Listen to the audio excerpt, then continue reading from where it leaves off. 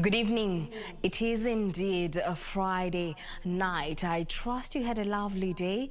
Well, thank you so much for joining us here on Channel 1 Weekend. My name is Jacky. Wambiru. Sign language interpreter tonight is Lucy Mora. We have a comprehensive bulletin lined up. For now, let's take a look at the highlights.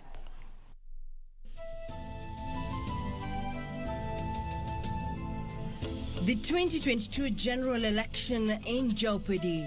IEBC moves to Court of Appeal to stay part of High Court ruling on BBI bill. I, Martha Karambu Kome, Chief Justice of the Republic of Kenya and President of the Supreme Court of Kenya, do swear in the name of the Almighty God, so help me God. Vowing to uphold judicial independence, Chief Justice Martha Koome takes oath of office promising fidelity to the rule of law. Sisi hatumpatii mamlaka ya kuwa president. Muturi tutampatia mamlaka ya kuwa spokesman wa Mount Kenya. And storm in the mountain. Saturday crowning of Speaker Justin Muturi as Central Kenya spokesman triggers supremacy contest.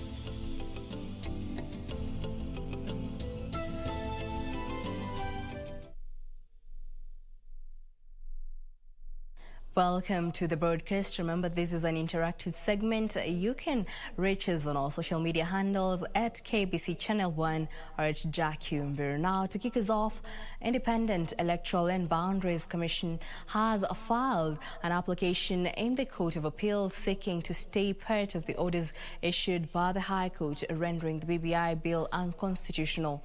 The electoral body in its appeal is warning that if the decision by the High Court is left to stay, then the 2022 general election, which is 14 months away, and a number of scheduled by-elections are all in jeopardy.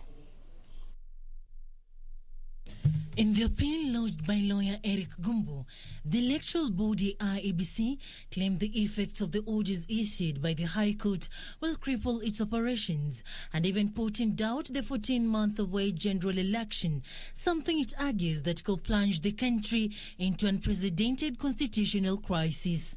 The electoral body argues that it's expected to undertake certain fundamental preparatory works towards the 2022 general election, which are barely 14 months away, and the whole process will be thrown into confusion and the general election compromise or rendered impossible as by law provide if the prayers are not granted. IEBC is seeking the Court of Appeal orders to stay the execution of the judgment or, in the alternative, issue interim preservatory orders against the taking effect of the judgment that it lacks requisite quorum to carry out its constitutional mandate under the 2010 Constitution, pending the hearing of the appeal.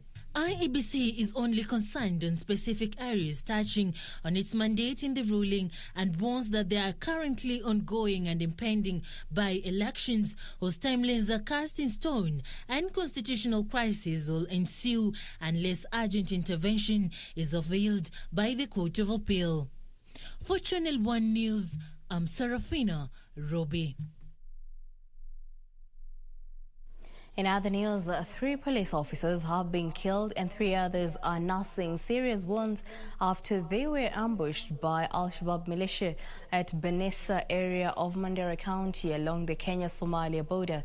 The attack took place early Friday morning, and the militia is said to have used an improvised explosive device to lay a trap on the officers before carrying out the ambush.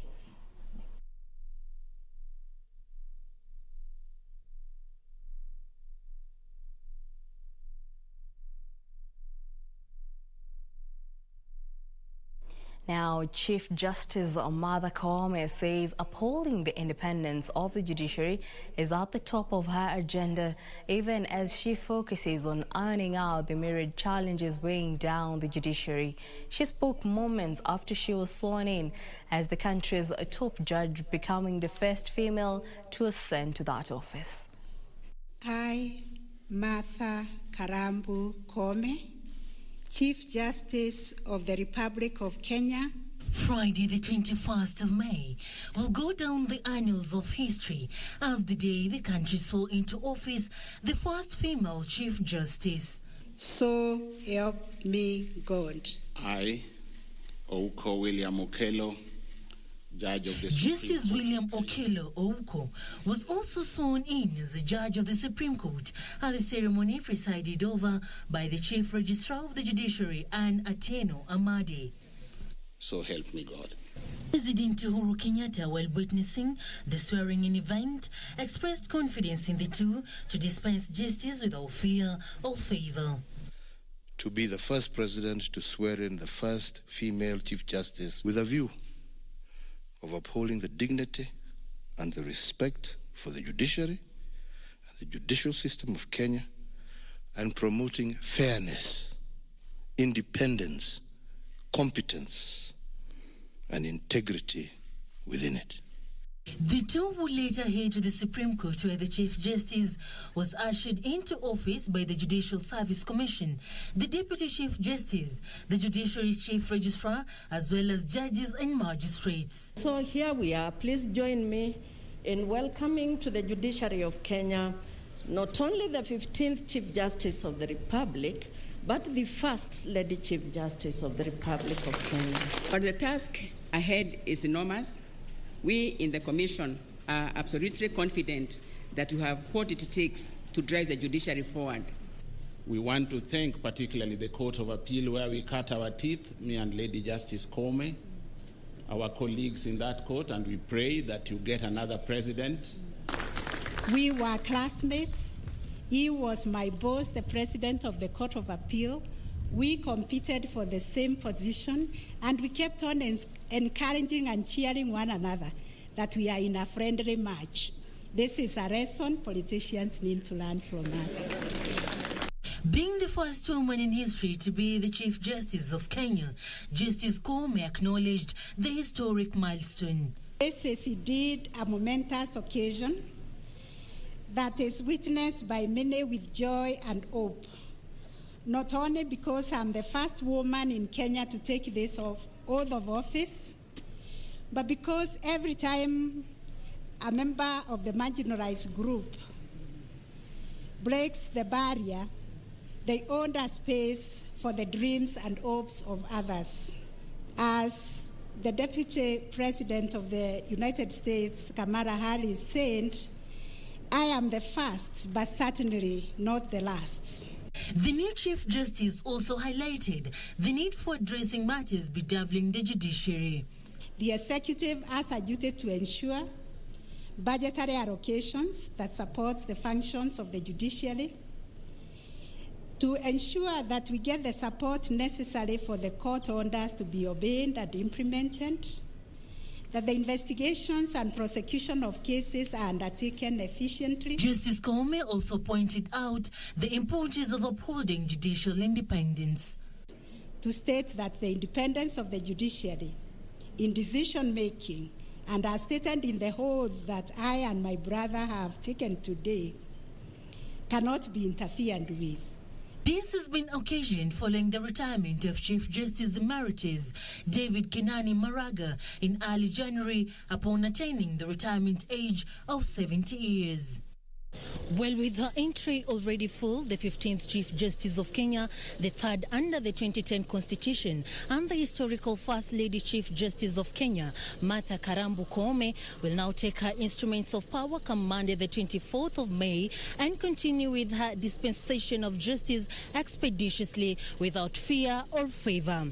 For Channel 1 News from the Supreme Court of Kenya, I'm Serafina Robbie. Well, it is indeed the rise of a new era.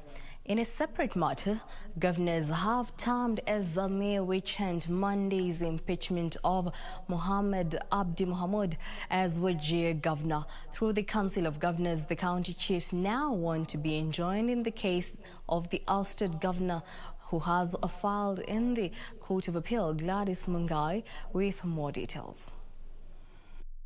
Days after the impeachment of Wajir Governor Mohamed Mohamud, the Council of Governors has registered its concerns over what it terms as a worrying appetite to impeach county bosses. Governors who claim allegations against the now ousted Wajir Governor did not warrant for his removal from office are now seeking to be enjoined in his appeal case to shield themselves from what they term as political witch hunt. The Council is resolving to follow the Wajir case so that the issue of the threshold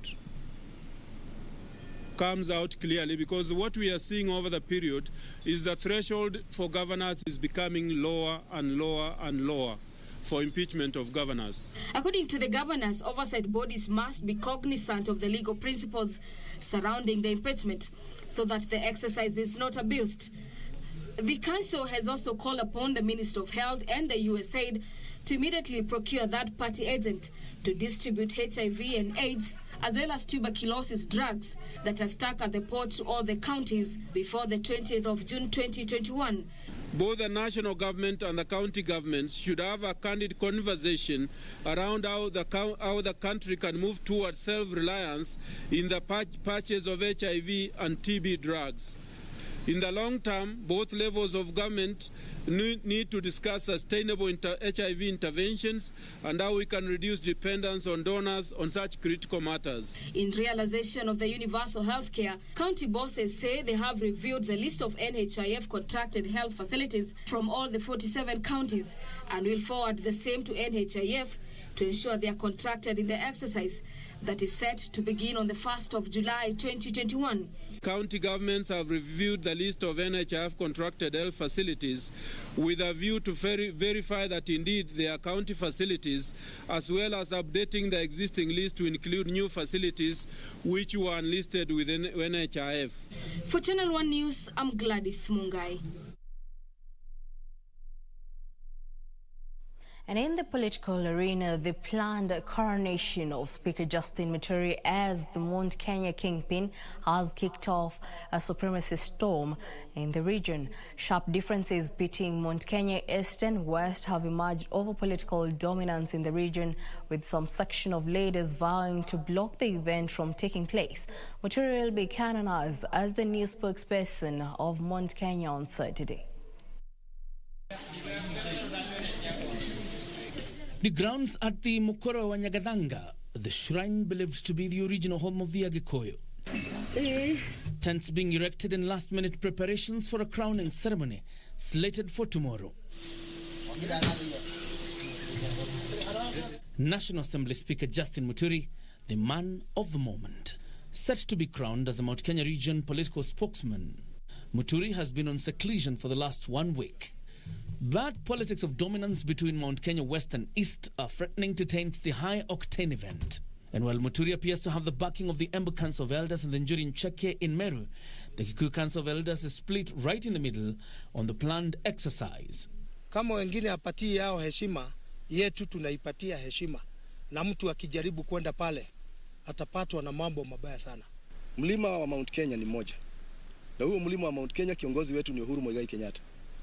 Mimi mwenyewe nilijitolea na nikapigia Muturi mwenyewe simu na tukaongea na nikamweleza kama kitu haija kubaliwa na kila mtu akae kado kidogo mpaka watu wasikizane. We as Kikuyu Council of Elders, we are not party to what is going on or what is likely to be taking place in Mukureni wa Nyagadanga tomorrow. But one thing we would want to say is that Mukureni wa Nyagadanga is our shrine. It's not a political arena. Sisi hatumpatii mamlaka ya kuwa president. Muturi tutampatia mamlaka ya kuwa spokesman wa Mount Kenya. This is the final journey of 3 stages of installing Muturi as a speaker. There is no coronation. We are not making a king because our people want somebody who can negotiate for them. The political leadership in the region equally split. Let me tell you, my brother Muturi, you are my good speaker. Umemaliza miaka yako. Maliza good finishing here 10 years. We want you. You can be running it. You can be anything in this country. I agree with that. But not with the elders. Wale nimekuona ukiwa nao na Kagwanja. While Agriculture CS Peter Munya is opposed to Muturi's coronation, his political rival in Meru County, Governor Kiraitu Murungi, holds that Muturi is the right man for the job. We in Mount Kenya East have supported our brothers from the west of the mountain for many, many years. I don't think it is asking too much for us to ask them now to support one of us, who is immensely qualified, for that. So I'll cast my lot with Muturi. I'll support him, and I'll also look for my colleagues, the governors from the rest of Mount Kenya region, to support him. On the other hand, Kirinyaga Governor Anne Waiguru, in her Twitter account today, appeared to downplay Muturi's coronation as of no political significance. Murang'a County Governor Mwangi Wairia, in whose county the shrine is said to be opposed to the coronation and plans to block the venue.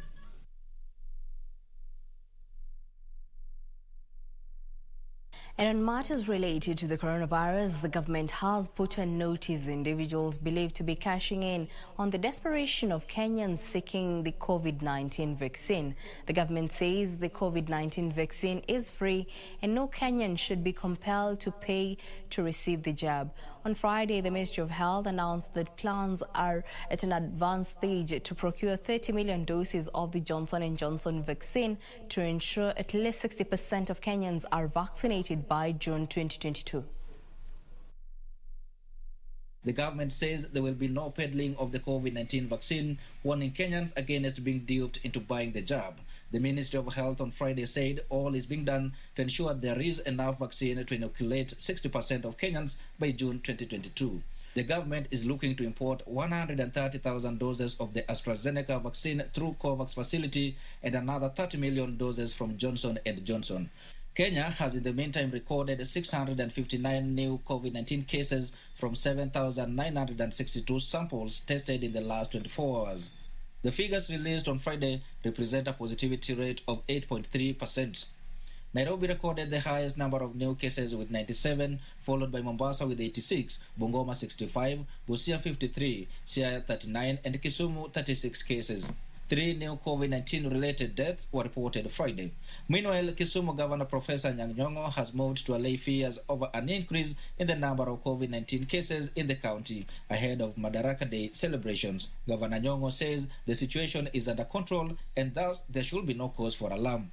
While Kisumu, just like other counties in Kenya, faces tough challenges in kicking out the stubborn virus, it is important to confirm that the COVID-19 Indian variant has been tamed and subdued. Weekly for Cage, Channel 1 News. Still on matters held, the government says Kenya cannot afford a polio crisis in the middle of the global COVID-19 pandemic. Speaking during the launch of polio vaccination campaign in Garissa, head of public health, Dr. Francis Correa, said the government is targeting some 3.4 million children spread across 13 counties in the exercise. The exercise, which is a rapid intervention to improve population immunity against polio, is targeting high-risk regions. For 5 days, 3 million children in 13 counties will be receiving the vaccine in order to help safeguard their lives, health, and their futures. Tafadhali wananchi mpeleke watoto wapate chanjo ya polio. Hiyo ndio kitu ya kwanza ningependa kuambia. Director of Public Health Francis Correa says the country cannot afford the polio crisis in the middle of yet another crisis brought about by COVID-19. We cannot afford a crisis, especially at this time when we are still fighting corona. So let us take this campaign very, very seriously to avert any crisis that can emanate from this new few cases that we have identified. And we have been notified here that the 3 cases identified in Garissa, for example, may mean 100,000 more may be at risk within this country.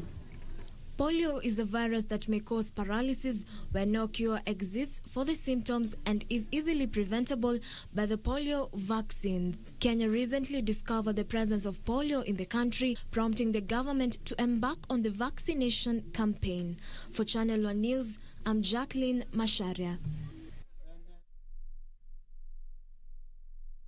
Well, that report by Jacqueline Masharia brings us to our first break here on Channel 1 Weekend. Don't go too far. We'll be right back.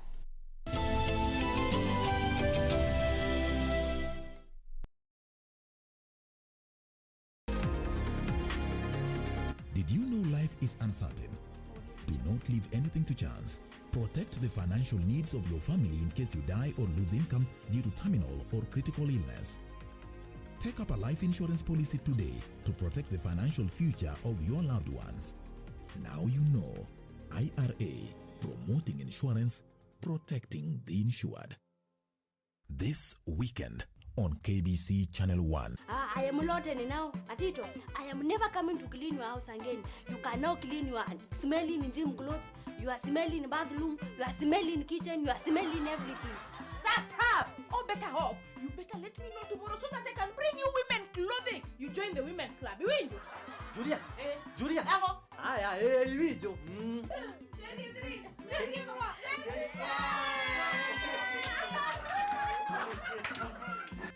This thing needs patience and precision. When you go in too fast, of course you will get tired very easily. Too much speaking. Where are we going to get the and show us the action? They say kutembea kwingi kuona mengi. Classmates, every Saturday on KBC. Next on. What happened from there? Niliweza kupelekwa theater. Nikakatwa mguu. Ambayo ni painful sana. Juu sikuamini. So I was that type of a girl. Of course I was always gloomy, you know. You are never happy, you know. You're not yourself. You don't know what is happening to you. 'Cause we're differently abled, differently.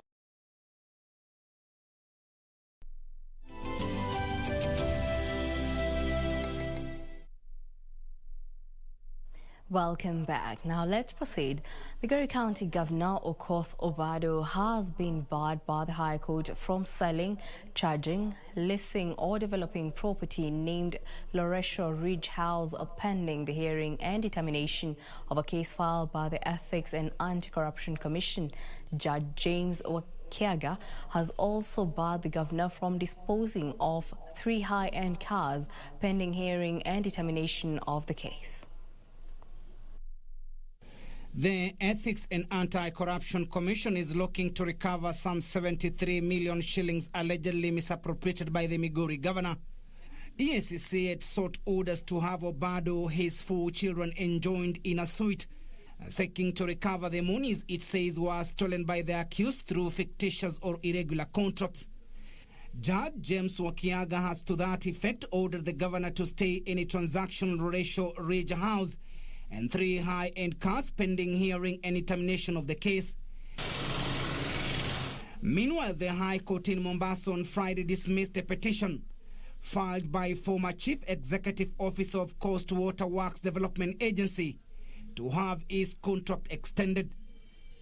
The agency had last year in May extended Kimutai Toll Road's contract by 1 year after serving initial 3 years, though the former CEO wanted an extension of 3 years.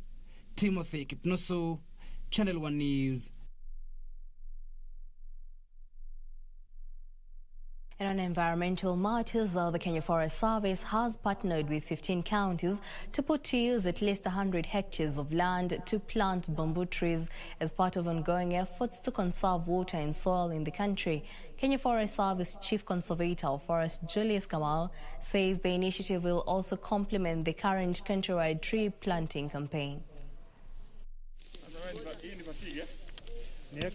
Kenya Forest Service Chief Conservator of Forest Julius Kamau says the country has stepped up efforts to increase the current forest cover from 7.2% to 10%. Actually be able to rehabilitate this area, about 10 hectares here with bamboo, but we'll be doing another 100 hectares to rehabilitate with the bamboo. As you know, the importance of bamboo is purely conservation, and we want to conserve our forests. Kamau stated that some counties with favorable climate have surpassed the 10% tree cover, while those with harsh climatic conditions are being helped to meet the target. The forest adjacent community become our first ambassadors for conservation, and without their support, it's difficult for Kenya Forest Service to achieve its goal.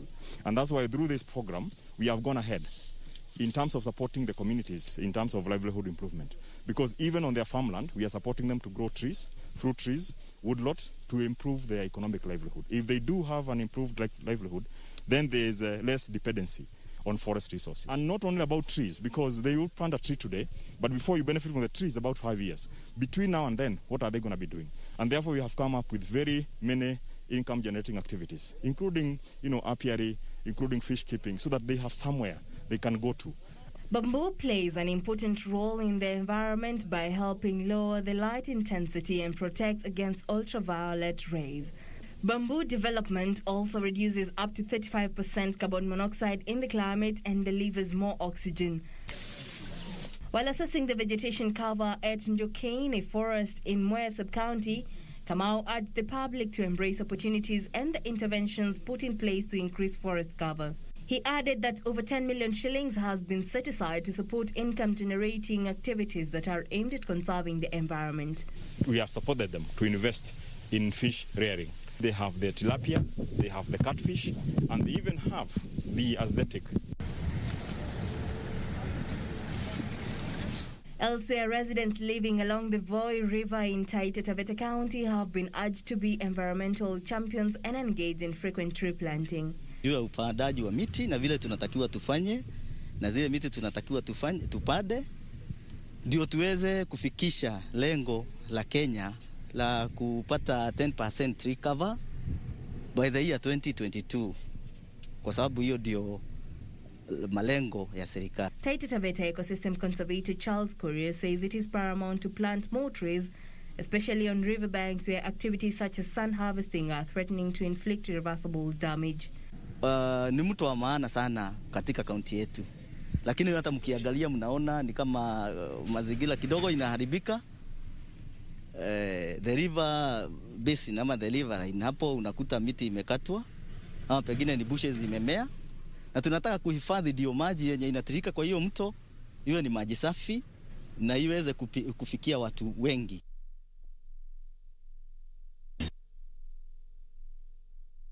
Nine counties have signed contracts that will allow research scientists from the National Museums of Kenya access information and material from herbalists across the country. The initiative, which focuses on traditional medicines, aims at empowering communities by harnessing indigenous knowledge and creating job opportunities. Speaking in Embu, where the signing took place, Dr. Tunga Nyacheo, the chief of the Research Institute of Primate Research at National Museums of Kenya, said the prior informed consent by herbalists would enable the natural product industry access herbal products from herbalists. Currently, we are struggling with the coronavirus, and through the initiative of the government, we are trying to reach traditional herbalists, because the fight against the coronavirus, we have to fight it from all ways. We know vaccines are coming, but also we are we are trying to access herbal products so that we can also use them as remedies against this coronavirus. Dr. Nyacheo further observed that the government, through the Natural Products Industry Initiative at the National Museums of Kenya, will empower communities by harnessing indigenous knowledge, adding that herbalists have for a long time remained unrecognized. For many years, we know the communities have indigenous knowledge on issues of herbal products, and the government has realized that we can harness this potential and transform it to an industry. The counties that have signed the contract include Kakamega, Tharaka Nithi, Embu, Kirinyaga, Nyeri, Murang'a, Bungoma, Siaya, and Taita Taveta. For Channel One News, I'm Jacqueline Masharia. In other news, President Uhuru Kenyatta on Friday commissioned operational vehicles and engineering equipment refurbished by the Kenya Defence Forces technical team. Speaking during the launch at Thika Barracks, President Kenyatta commended the KDF for its ingenuity and a high sense of civic duty. The president noted that the rehabilitation of the vehicles has saved the Kenyan taxpayer billions of shillings, as well as significantly enhanced KDF's operational capabilities. The head of state said the engineering vehicles and equipment will also boost KDF's ability to support civil and humanitarian activities across the country, such as construction of dams, water ponds, boreholes and roads, particularly in arid and semi-arid regions. The fleet that we commissioned today is the product of ingenuity as well as a high sense of civic duty. The team, on the one hand, that was tasked with the restoration exercise has given life to what many thought was dead, bringing back into operation equipment that had otherwise been written off. The equipment you have launched today forms a force multiplier in increasing our service delivery to the people of Kenya. The KDF is fully seized on its mandate and will continue to be seized on its mandate of protection of the sovereignty and territorial integrity of Kenya. The provision of this equipment will also ensure that Kenya Army and Kenya Defence Forces at large matches its equipment capability with the global security trends. The president acknowledging the partnership between KDF and the private sector in conceptualizing the procurement of the vehicles and equipment in the spirit of Buy Kenya, Build Kenya, lauding the Ministry of Defence, KDF and the private sector for supporting the manufacturing component of the Big Four agenda. A vibrant manufacturing base within the private sector provides the impetus for national self-reliance, and I commend the Ministry of Defence, the Kenya Defence Forces, and the private sector for supporting the manufacturing component of the Big Four agenda. He also commended military engineers and technicians who, with the multi-agency framework, have continued to prove themselves as efficient and reliable drivers of change. To safeguard KDF's achievements, President Kenyatta encouraged the military to embrace a culture where drivers of innovation are continually motivated, assuring that his administration will continue to provide support to KDF and other security agencies toward the attainment of the highest level preparedness and mission readiness.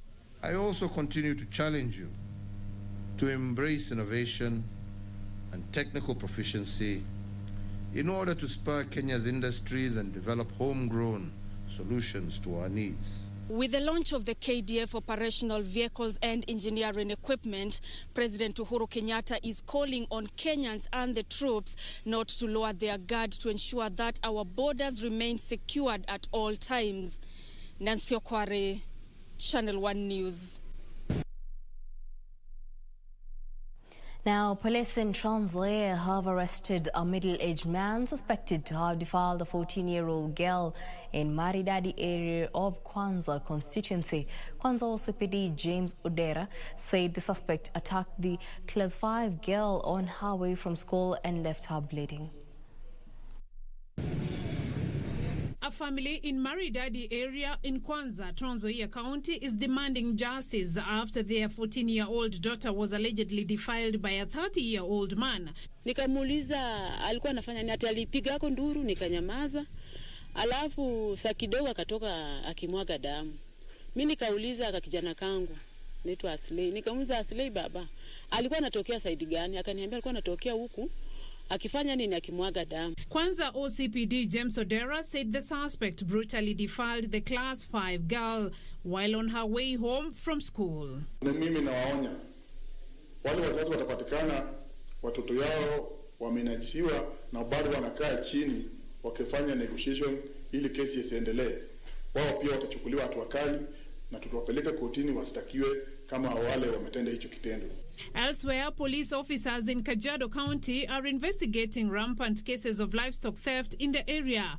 For the last 2 months, herders have allegedly lost more than 500 livestock in what residents say is a well-orchestrated scheme. Kuna walifu walishikwa jana, kufikishwa hapa na si polisi walishika, ni sisi raia tulishika. Kufikishwa mahali hapa, kuamka tukaambiwa mwizi ametoweka. Sasa sisi tunashindwa, kama mwizi anatoweka kwa mikono ya polisi, tutakimbilia nani? Meanwhile, experts say that cases of acute malnutrition in Kericho County has pushed residents to practice early marriages, denying children some much-needed education. The obtaining situation has prompted the government and development partners to launch necessary intervention programs to reverse the trend.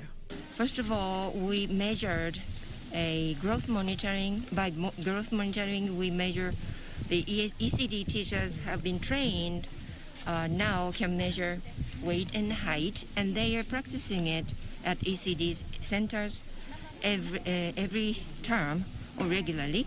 Then if there is a malnourished or at-risk children identified, we will link to the area CHARs or CHVs and for any further interventions. In Kiambu County, a mother in Thika Town has given birth to quadruplets, the first ever at the Thika Level 5 Hospital Reproductive Health Unit. The birth came as a surprise to the mother of 4, who believed she was expecting triplets. 25-year-old Maxine Nyawera, now a mother of 5, is calling on well-wishers to support her in raising her newborns. Niko na mtoto mmoja, Julai atafikisha 5 years. Cha niseme so far sina, juu hatukuwa tumejipanga hivyo. Kani kulala, nyumba ni ya kukomboa, maziwa hivyo, juu mimi sitokangi maziwa. So tuseme sina mipango eni, lakini if there is something you can do, naomba tumnisaidie na tuseme kama maziwa ya formula. Beatrice Gatonyengetich, Channel 1 News.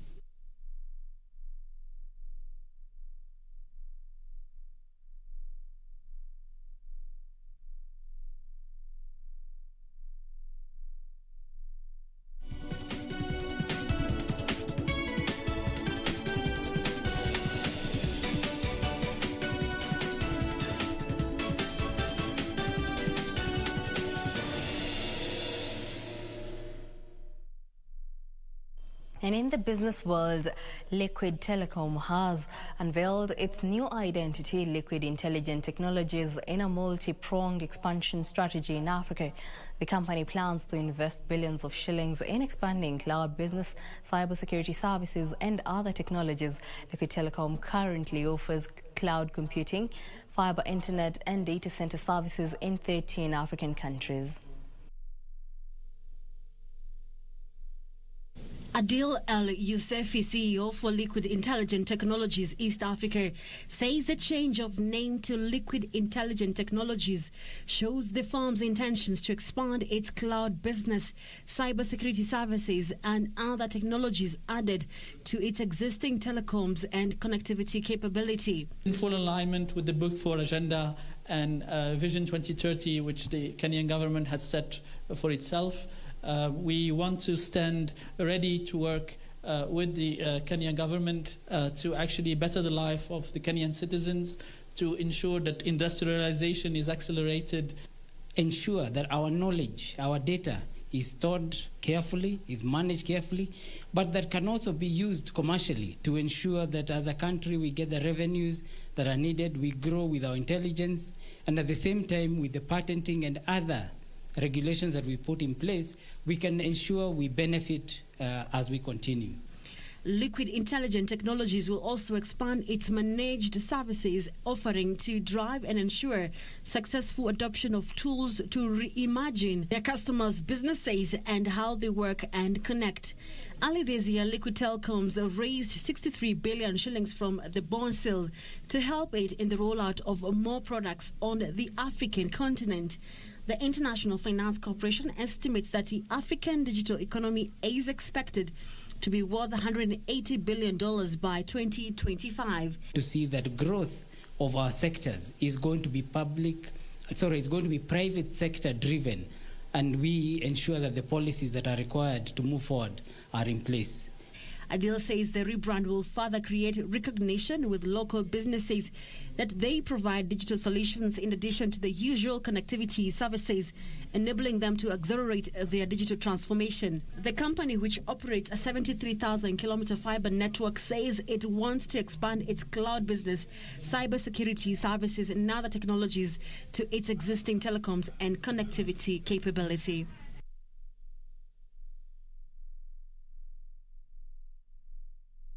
The government has started implementing the 15 billion shillings Kenya off-grid solar access project in Samburu County. The funds will go towards standalone solar systems and clean cooking solutions for households. The program is aimed at expanding clean cooking solutions to communities living away from the national electricity connections. The government is now calling on the private sector to submit proposals for the testing and subsequent supply of clean cooking stoves.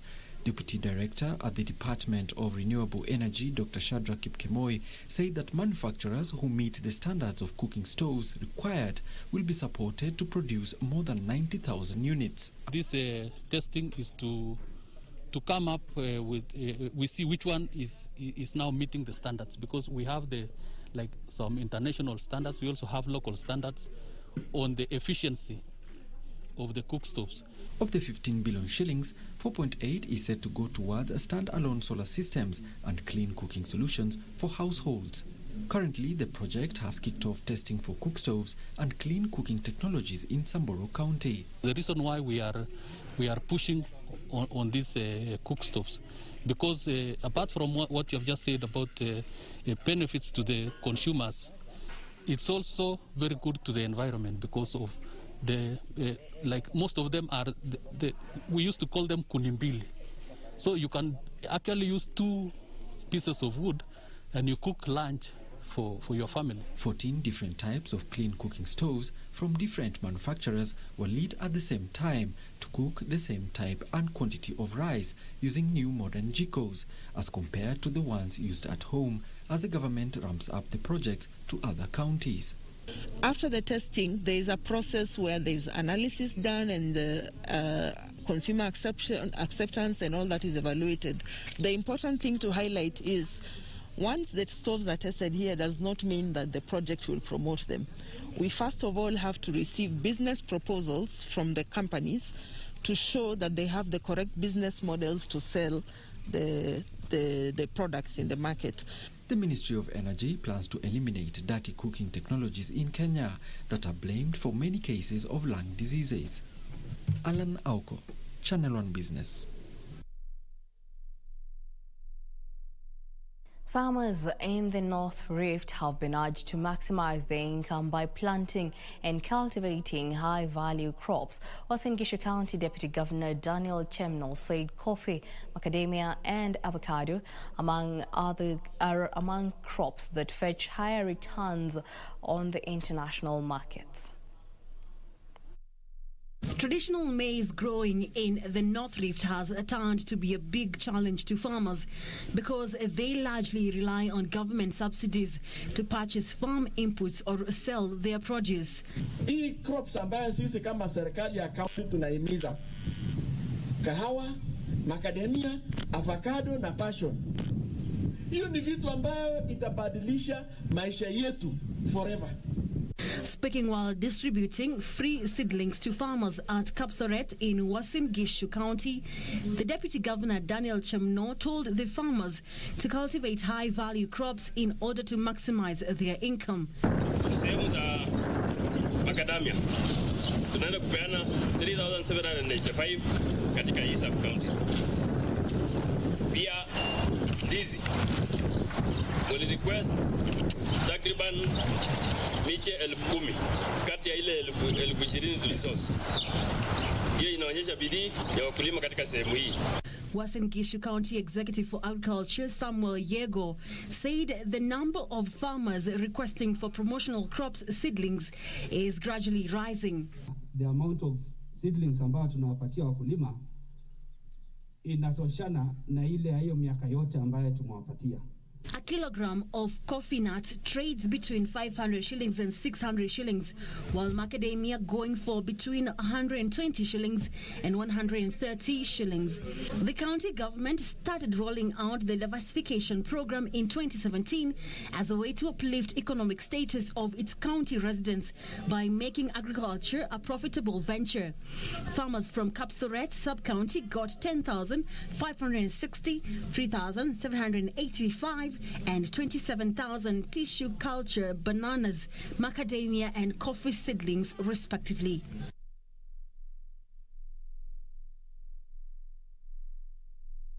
The U.S. Treasury Department yesterday offered to accept a global minimum corporate tax of at least 15% during international negotiations. The department said the proposal was made during an Organization for Economic Cooperation and Development tax steering group meeting on base erosion and profit shifting. Details of these and other stories on our International Business Roundup. U.S. Treasury Secretary Janet Yellen first proposed a 21% U.S. corporate minimum tax in April as part of President Joe Biden's $2.2 trillion infrastructure spending proposal, which will be financed largely by increasing the U.S. corporate tax rate to 28%. The Biden administration's proposed a 21% rate was widely viewed as a starting point for renewed Organization for Economic Cooperation Development talks on a global minimum tax, a level that has been backed by France and Germany, with other countries pushing for a lower rate. A U.S. Treasury official said the Biden administration will continue to advocate for the highest rate possible, above 15%, adding that the offer does not alter the 21% proposed U.S. minimum tax. Elsewhere, some Chinese government officials have been told not to park Tesla's car on government premises due to security concerns about the camera attached to the vehicle. People said officials from at least 2 government agencies in Beijing and Shanghai were verbally instructed by supervisors not to park Tesla's electric cars at work. Sensors and cameras that can assist the driving function of many automakers' vehicles, but those who are aware of this issue said the restrictions currently apply only to Tesla vehicles. In March, Tesla's vehicles were banned from entering several military installations in China, citing security concerns about the vehicle's cameras. Automakers like Tesla are equipping more cars with cameras and sensors that capture images of the surroundings of the car. Controlling how these images are used while where they are transmitted and stored is a rapidly emerging challenge for industries and regulators around the world. Finally, Apollo Global Management said that the co-founder, Joshua Harris, has decided to step down from his day-to-day role, the latest in a series of governance changes at the private equity firm. Apollo said Harris will leave his role when the $11 billion all-stock merger with annuities provider Athene Holding Limited closes in the first quarter of next year. However, the firm said that Harris will retain his seat on Apollo's board and executive committee.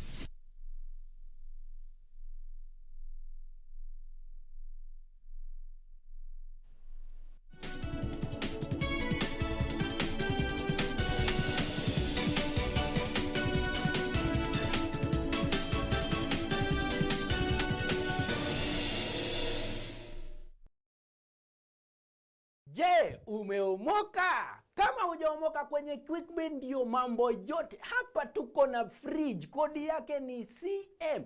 Tuko na gas cooker, kodi yake ni CK. Tuko na TV, kodi yake ni TV. Tuko na simu aina ya Samsung ni SM, ama Oppo ni Oppo. My friend, mahali popote unanitizama, eka hizo kodi zake kisha utume kwa 4032353. 4032353, alafu utakuwa unaomoka na hizi bidhaa. Kumbuka, kwenye QuickBin ni bidhaa bora zaidi kwa bei ya chini. This weekend on KBC Channel 1. Kivipi? Mimi ni mtu mzima na maisha ambayo naishi pale nyumbani sijisikii kama niko comfortable. Babangu aliniahidi kitambo sana atanisaidia mimi kwa mambo mengine kutoboa life. lakini hata moja hajanifanyia. Mbona unisukuma hivyo lakini? Tulia, mimi nishakwambia tulia. Na tulia nini sasa? Mimi sija kufuata wewe, nimemfuata babako. Hujui kama hapa ni mjini? Huyu akisema yuaniteleza, huyu nashika. Upo.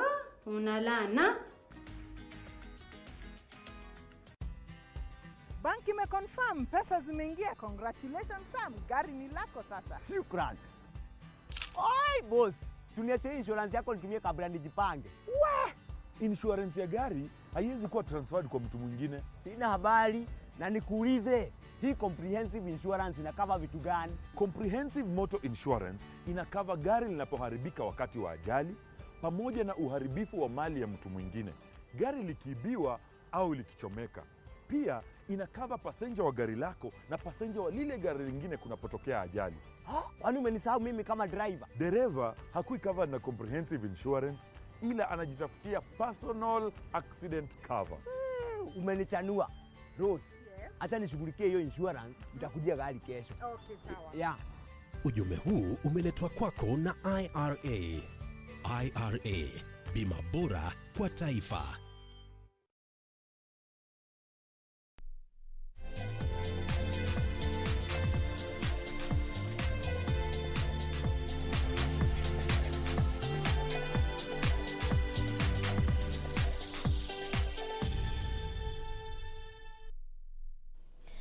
Welcome back. Now, in the sports arena, Tusker FC maintained the lead at the top of the FKF Premier League standings after battling to a 1-1 draw against hosts Wazito FC in a closely contested league match played at Tutali grounds.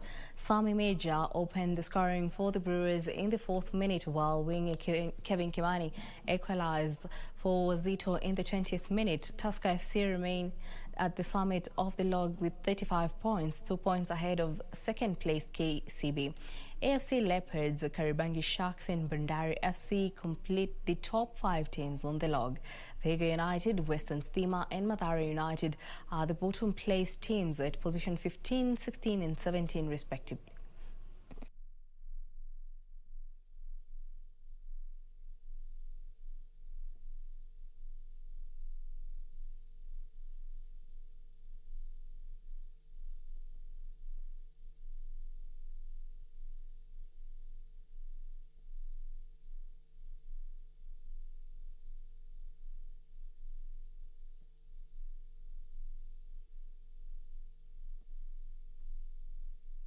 The national women's soccer team, Harambee Starlets, will begin its Africa Women's Cup of Nations 2022 qualifying campaign in October after Confederation of African Football announced new dates.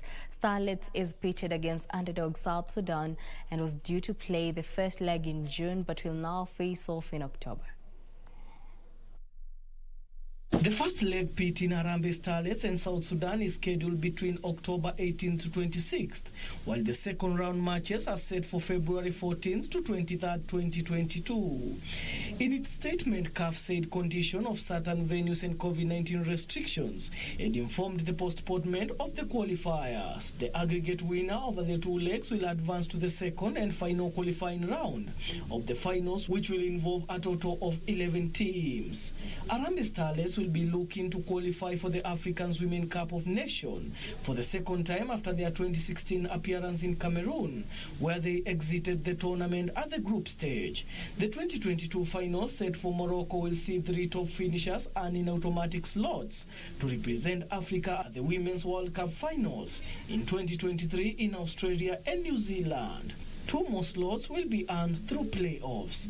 Daniel Mwendwa for Channel 1 Sports.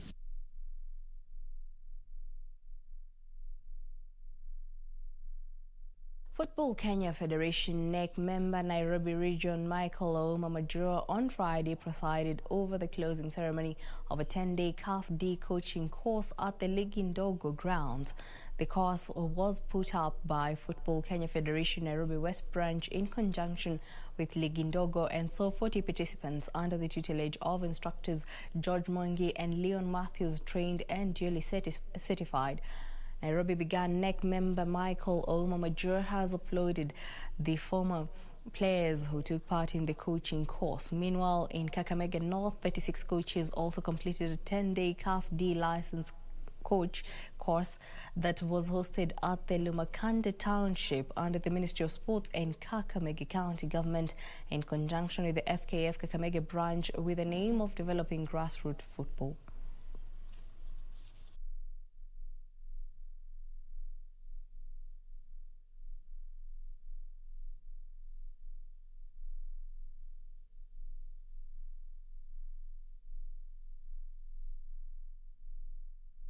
Former Arsenal and Crystal Palace striker Ian Wright says Chelsea could miss out on the Premier League top 4 despite being in a more comfortable position than Liverpool and Leicester City. Chelsea sit third in the table with only a 1-point cushion over both Liverpool and Leicester City heading into their final league match against Aston Villa this Sunday.